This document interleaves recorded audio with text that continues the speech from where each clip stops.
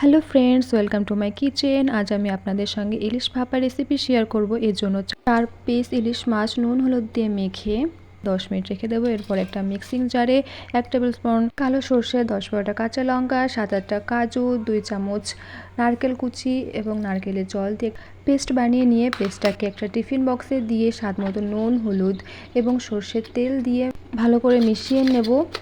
এবং মেশানো হয়ে গেলে এর মধ্যে আগে থেকে মেখে রাখা মাছগুলো দিয়ে মশলার সঙ্গে মাছগুলোকে বেশ ভালোভাবে মেখে নেব। এবার গার্নিশের জন্য ওপর থেকে কিছুটা নারকেল কুচি, কয়েকটা চেরা কাঁচা লঙ্কা এবং হালকা একটু সর্ষের তেল দিয়ে 10 মিনিট ঢাকা দিয়ে রেস্টে রেখে দেব।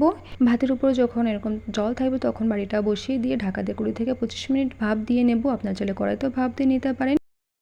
20 থেকে 25 মিনিট পরে দেখুন ইলিশ ভাপা একদম রেডি হয়ে গেছে। আপনারা যদি লং ভিডিও দেখতে চান তাহলে আমার YouTube channel Disha's kitchen and ব্লগে গিয়ে দেখতে পারেন। Thank you.